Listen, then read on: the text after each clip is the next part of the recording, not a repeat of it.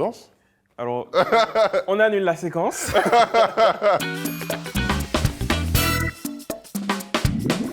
Salut à tous, c'est Willem et on se retrouve aujourd'hui au ministère des Outre-mer. Je suis accompagné aujourd'hui de Samora Curier. Salut Samora. Salut, ça va? Ça va et toi? Ça va super. Donc originaire de la Guadeloupe et créateur du podcast que tu vas nous présenter tout de suite. Le Moicast. Dans cette émission, comme vous le savez, on part à la rencontre d'une personnalité ultramarine autour d'une recette qu'elle aura choisie. Aujourd'hui, tu as choisi quoi comme recette? Le colombo de poulet. Parce que c'est un peu ma recette, je vais dire signature, mais celle qui me parle le plus, qui me rappelle des bons souvenirs, que la madré faisait très régulièrement le week-end. Ouais, donc on est sur un plat que toi, tu connais bien. Ouais, que j'aime beaucoup manger, ouais. Ben, écoute, moi, je suis pas très colombo de base, Ouais. mais si c'est bien fait, il n'y a pas de raison. Donc la pression est sur tes épaules. Aïe, aïe, aïe. Mais Ok. pas seulement parce qu'on est accompagné du chef Jérôme Bertin qui va nous guider tout au long de l'émission. Et d'ailleurs, je pense qu'on peut l'accueillir dès maintenant pour nous présenter un petit peu la recette. Bonjour Samora. Salut. Willem. Salut. Comment allez-vous? Ça va super. Alors, on va t'écouter, tu vas commencer. Oui. Si tu as besoin d'aide, je suis là. Je pense qu'on va commencer déjà par faire la marinade. Exactement, la première étape, c'est la marinade. Alors déjà, je commence par le citron. Je commence par couper Il un est là, le citron. On presse le citron sur le poulet. Alors moi, j'aurais commencé par mettre le sel et le Vas-y. poivre déjà. Ouais, comme ça, un peu comme ça, un peu comme là. Ça, du coup, c'est bien Du poivre. poivre, c'est du poivre D'accord. noir. Ok, poivre noir. Alors le bois d'Inde, comment tu l'utilises? Alors, avec la paume de tes mains, tu viens le casser. Et, on y Ah va. Et tu balances. Super. Tu vas laisser poser combien de temps à peu près? En général, elle laisse minimum une demi-heure, mais en général, elle essaie de laisser des fois la nuit. Et pourquoi pas aussi, le mieux, c'est 24 heures. Je pense qu'on va pouvoir mettre la poudre à colombo. Ouais, moi, je vais tout. On y va, soyons Allez, généreux on et y gourmands va. aujourd'hui. Ça, pour moi, c'était les graines à roussi. C'est ça, exactement. Mais ça, tu peux en mettre ou soit après, c'est toi qui vois. Ouais, on met tout petit peu. En tout général, petit un peu, oui. tout petit peu, tu vois, pour dire, voilà. Et c'est une recette que tu as déjà fait combien de fois, tu sais? Quand je suis arrivé à Paris, la première année, tu sais, qu'on a dit le limbé, c'est je suis parti de chez moi, je suis pas bien. Au et poil. tout. Donc du coup, on se rejoignait avec des potes qui étaient aussi de Guadeloupe ou de Martinique et on est allé chez moi, enfin chez un d'entre nous, et on essayait de faire des trucs. Donc souvent, c'était des colombos, c'était des nombrés, c'était du vrai courrouge. Et tu faisais des petites séances souvenirs, des petites Ouais. séances comme à la maison. On pleurait en commun, en cercle, comme ça, on écoute. Avec le colombo, oui. Alors, clou de girofle, moi je suis pas un fan du clou de girofle. C'est ta recette. Hein. Je suis pas fan du clou de girofle. Alors, on n'en met pas, on fait attention au plus dur. Ok, un peu de sasutin. De toute façon, à la fin, si c'est pas bon, c'est de ta faute. Je suis pas très bon pour couper les oignons. Je sais ça Alors, se tu veux voit. que je te montre? Ah ouais, carrément. Voilà. Super. Bah, on coupe dans la longueur. Voilà, hop. La petite dose d'oignon, c'est très bien. Alors, je pense qu'il nous manque le piment végétarien et l'ail. Oui. Non, je sais pas vous, quand vous parlez avec des personnes de l'Hexagone et que vous dites piment végétarien, est-ce qu'ils ont aussi ce drôle de réaction quand vous... Directement, ils me disent, mais c'est quoi ce piment? Ouais, végétarien, comment ça? Mais piment, c'est déjà Alors, végétal, quoi. à chaque fois, on est obligé de raconter la petite histoire. En fait, c'est vrai que nos ancêtres, auparavant, ils ne mangeaient pas beaucoup de viande, c'était beaucoup de produits de la mer, où ils étaient carrément végétariens, beaucoup de légumes. Et du coup, on a donné ce nom parce qu'ils accommodaient ces plats végétariens avec le piment végétarien pour donner du goût, en fait. Ah ouais. Celui-ci, il vient de Martinique. Ah, bon, à ce qui paraît, il aimerait bien que celui de Guadeloupe, mais bon, ça,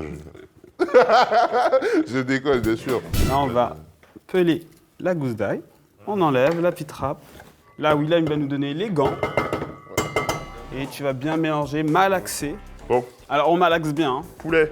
Oula, Et là, tu vas malaxer pendant combien de temps? oh, 2-3 jours, hein. Et bien voilà, c'est malaxé. Yes. Ce qu'on va faire, c'est que moi, je récupère le saladier où tu as mélangé le colombo. Ouais. Et puis, je vais mijoter tout ça. Et puis, je reviens pour la dégustation. Alors maintenant que notre poulet est parti dans les mains du chef, Oui. moi j'aimerais bien savoir, quand tu étais petit, tu mangeais quoi? Les plats que tu aimais? Mon père, c'est quelqu'un qui, on va dire, qui est très dans l'esprit, alors on dirait terroir, mais plus, culture créole et tout. Donc, à la maison, on avait des bananiers à la maison, dans le jardin, donc on mangeait souvent des poyos, enfin des tinins, comme on dit dans tes contrées. Maintenant, j'aimerais bien parler un peu de ton podcast. Ton Ouais. podcast s'appelle Moicast. Ouais. Pourquoi Moicast? Quand je cherchais le nom, je me suis dit, j'aimerais bien reprendre un terme et le retourner, en fait. Ouais, c'est le réapproprier. Exactement. Ok. Et à ce moment-là, je regardais La haine de M. Kassovitz. Et à un moment donné, il y a une scène où ils sont dans un commissariat. Et il y a Vince, donc Vincent Cassel, qui parle à un policier, un chef de police, qui lui dit c'est moi le chef, c'est moi le chef. Et lui, il répond moi qu'à. En fait, c'est le mot qu'ils employaient pour appeler les Antillais. Mais de dans façon les péjorative. Dans les cités, etc. Et je dis vas-y, mais un podcast, le podcast des Moicas. Du coup, ton podcast, il gravite, oui, ça me tenait à cœur d'utiliser ce mot, il gravite autour de quoi? Eh bien, en fait, il a eu plusieurs phases, plusieurs périodes de vie, le podcast. Ça a commencé par le questionnement d'un Guadeloupéen qui était en France depuis 8 ans, qui se posait la question de savoir mais qui il était, est-ce que son identité était encore, présente en lui, est-ce qu'il avait beaucoup changé, est-ce qu'il était encore proche de la personne. Donc c'était moi, donc je me posais cette question-là. Et donc j'ai rencontré des gens qui avaient fait le même parcours. Donc souvent c'était des personnes qui étaient parties pour les études. Puis après, je suis passé dans une partie un peu plus vulgarisation sur l'histoire. Donc j'ai fait venir des chercheurs, des choses comme ça pour parler de périodes historiques ou de grands moments de notre histoire. Pour toi, c'est quoi l'avantage qu'il y a dans les territoires ultramarins et qu'on ne retrouverait pas forcément, par exemple, en Hexagone? Moi, je pense qu'il y a la famille déjà.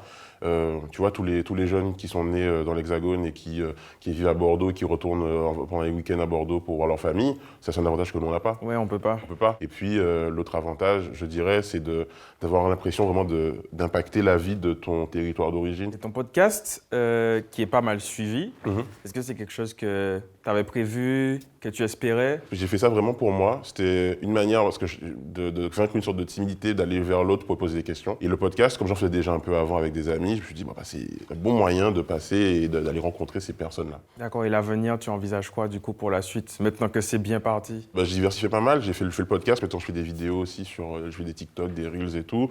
J'essaie de parler de la vulgarisation, etc. Donc, j'ai envie de créer une plateforme média, peut-être créer une structure. J'ai commencé à travailler avec d'autres gens qui aussi créent du contenu avec moi, m'aident à trouver des idées, etc. D'accord. Bon, écoute, je pense qu'on va passer à la suite. Ouais. Bon, alors on va couper les cives. Alors du coup, on va du bout là jusqu'à là environ. D'accord. On coupe en fine lamelle, fine tranche. Ok. Ton podcast, c'est, on peut dire, sur les identités antillo-guyanaises. Ouais. Pourquoi ce choix? Il y a un peu un angle mort sur nos cultures. Et je me dis finalement, chez nous, il y a plein de gens qui font plein de trucs. Même sur l'histoire, il y a des fois des moments d'histoire qu'on raconte pas. Et on n'en parle pas trop dans le monde du podcast. Parce que j'étais dans le monde du podcast déjà avant. Et franchement, les Antilles dans le podcast, il y avait le Chip, mais qui parlait globalement de la culture afro. Ouais. Et déjà, c'était un des seuls. Tu as dit que tu étais dans le monde du podcast. Tu faisais un podcast sur quoi avant? Sur la technologie, sur la tech, moi je suis plutôt un D'accord. geekos. D'accord, donc tu as fait un peu un grand écart de thème, non? En fait, c'est-à-dire que c'est un thème. Moi, je suis quelqu'un, je peux toucher à tout. Hein. Je pense toi aussi. On est d'une génération où on ne se contente pas de faire juste un truc, tu vois. Donc, effectivement, j'étais dans un monde plutôt geek, mais la culture, l'histoire des Antilles, ça m'a toujours passionné. Pour toi, c'est une force d'être ultramarin? Être ultramarin, en fait, c'est déjà être conscient de son histoire, tu vois. Et quand on est conscient de notre histoire, on a une histoire tellement particulière, tu vois, tellement avec beaucoup de douleur. Faut le dire. Donc en fait, quand tu es conscient de ton histoire, que tu es conscient d'où tu viens et que tu sais où tu vas, forcément c'est une force. Et en fait, ce que je remarque souvent avec les gens que j'ai interviewés dans le podcast, c'est ça, c'est que en fait, le fait d'être conscient de qui ils sont, en fait, c'est une sorte de carburant en fait qui les motive pour faire des choses. Est-ce qu'il y a des invités qui t'ont marqué particulièrement? L'interview qui m'a le plus marqué, moi, c'est avec Jocelyne Berroir. Et moi, j'ai grandi en écoutant Kassav, tu vois. En même temps, je me dis, mais jamais je peux parler avec eux, c'est des dieux. Et ça a été la plus belle interview que j'ai pu faire, la plus inattendue pour moi. Parce que du jour au lendemain, on m'a dit, ok, c'est bon, ça se fait, vas-y, prépare tes questions. Et puis, comme c'était en live Insta, il y avait plein de gens qui venaient de partout. Il y a des gens d'Angola. Je me dis, mais en fait, le Japon. Je dis, mais attends, mais en fait, il y a tous ces gens qui sont fans de musique qui viennent de chez Guadeloupe, nous, de Guadeloupe et de Martinique, tu vois. Donc, waouh! Alors, pour quelqu'un qui ne connaîtrait pas ton podcast, est-ce que tu peux expliquer c'est quoi le but de ton podcast? Le but du Moicast est d'ouvrir une fenêtre sur notre culture à ceux qui ne la connaîtraient pas, à ceux qui l'ont oubliée et à ceux qui veulent s'en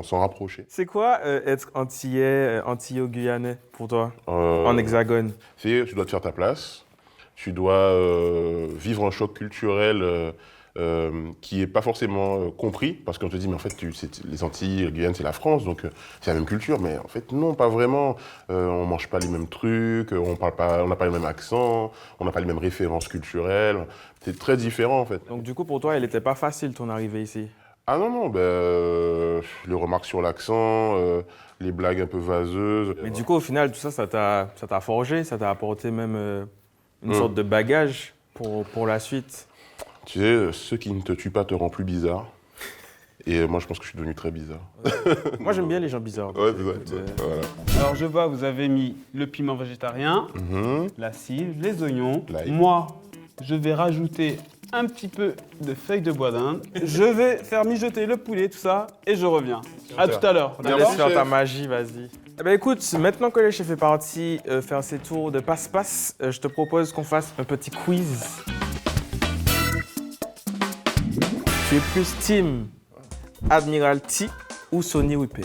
Honnêtement, très honnêtement, Sonny Weeper, voilà, c'est un personnage. Mon père et ma mère m'ont beaucoup parlé, m'ont enseigné sa pensée. Alors, deuxième question, tu es plutôt Kassav, le plat, Oui. ou Kassav, le groupe Bah, de le musique? groupe. Ta meilleure musique pour un bon zouk? Ancré à ton port. Kaniji, C'est pas original. Hein. mais c'est la base. Ouais. On peut pas se tromper avec ce choix. T'as dit que quand t'es arrivé ici, c'était compliqué pour toi. Une musique pour surmonter le gros poil. Ah, moi, c'était l'album de Soft, Qu'adore sa pays, là. Ah oui, d'accord, donc l'album Ouais, carrément. ouais. C'est-à-dire que cet album-là, pendant les 2 premières années, c'était en boucle. Un indispensable pour un gros cas réussi. Un petit punch, ouais, un petit pété-pied, comme dirait mon père, un CRS. Et dernière question, l'indispensable pour profiter à fond du Mardi Gras en Guadeloupe. Ah, bah, des beignets. Je crois que si quelqu'un m'en apportait là, comme ça et tout, je pourrais même manger les beignets et la table. Écoute, je pense qu'on va faire un petit peu de place pour passer à mon étape préférée, la dégustation. Samora, qu'est-ce que t'en penses? Je suis amoureux de cette assiette. C'est vrai? J'aimerais lui demander en mariage. Bon, ben moi je propose qu'on goûte. Mais avec grand plaisir. On y va.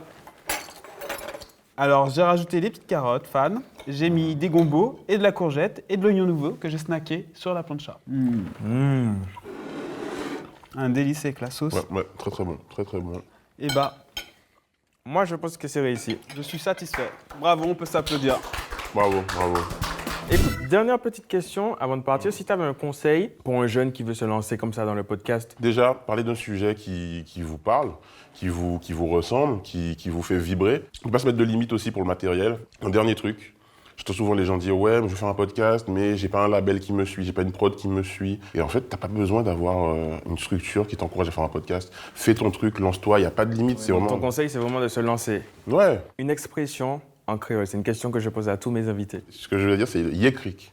Yekra. Ah, tu vois, direct, t'as eu le réflexe. Yékrik, c'est par ça que commencent les contes dans notre culture, tu vois. Yékrik, Yékrak, Mystikrak. Il y a toute une cérémonie de est-ce que la cour d'or, non, la cour d'or pas. Merci beaucoup d'avoir accepté cette invitation. Merci à toi de m'avoir invité. Merci pour la recette. Je t'avais dit à la base que moi, j'étais pas trop Colombo. Au final, je suis complètement séduit. Tu es colomboifié.